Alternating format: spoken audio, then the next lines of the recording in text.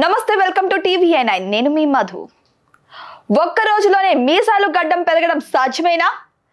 అఘోరీనా లేక అఘోరానా?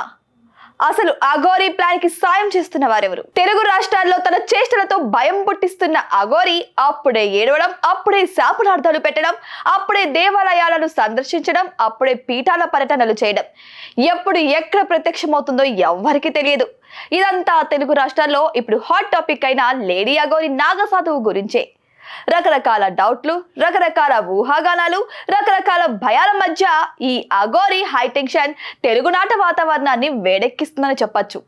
ఎక్కడ చూసినా ఎక్కడ విన్నా ఈ అఘోరీ టాపిక్కే నడుస్తుంది. వెనక ముందు ఇంకెవ్వరు కనిపించడం లేదు. సనాతన ధర్మం, మహిళల రక్షణే ధ్యేయమంటూ సింగిల్ గానే చక్రం తిప్పుతుండడం చర్చనీయాంశంగా మారింది. తాజాగా అఘోరీ కొత్త అవతారంలో ప్రత్యక్షమైంది. గడ్డం, మీసాలతో హల్చల్ చేస్తుంది. గత కొద్ది కాలంగా సంచరిస్తున్న ఈ అఘోరీ మొదట తను లేడీనని ప్రచారం చేసింది. ఆ తర్వాత ఆమె తల్లిదండ్రులు అమ్మాయి కాదు, అబ్బాయి కాదు, ట్రాన్స్జెండర్ అని చెప్పడంతో అసలు రూపం బయటపడింది. కొన్నాళ్ళ నుంచి తెలుగు రాష్ట్రాల్లో నగ్నంగా సంచరిస్తూ పలు విమర్శలు ఎదుర్కొంటుంది ఈ లేడీ అఘోరీ. ఆత్మార్పణ చేసుకుంటానని అందరిలో భయం క్రియేట్ చేసింది.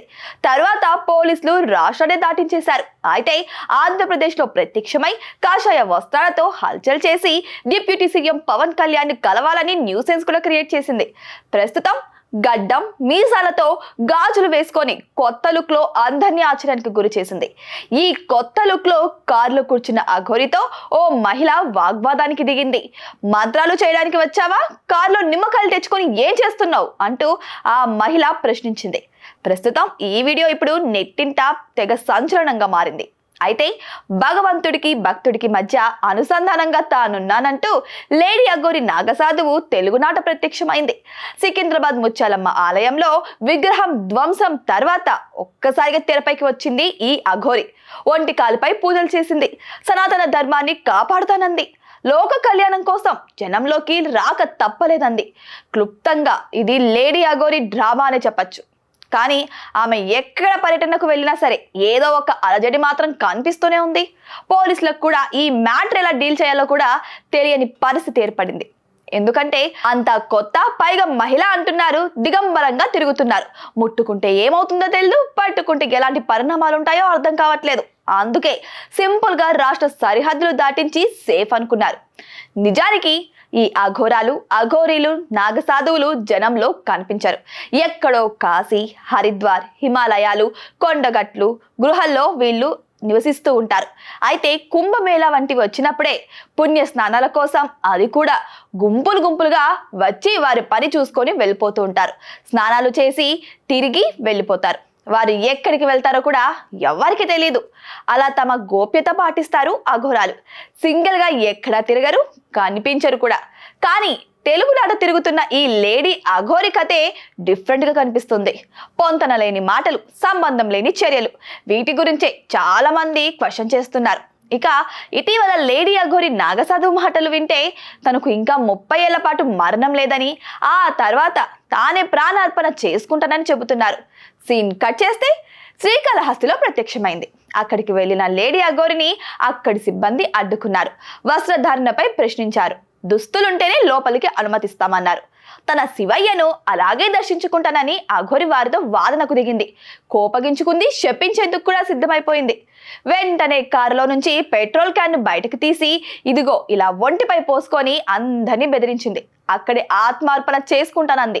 వెంటనే మహిళా పోలీసులు, ఇతర మహిళలు వచ్చి నచ్చజెప్పి సర్ది చెప్పి అక్కడి నుంచి పంపించేశారు. ఇదిలా ఉంటే ముత్యాలమ్మ గుళ్ళో కూడా తను ఆత్మార్పణ చేసుకుంటానని తెలంగాణలో కూడా హల్చల్ చేసింది.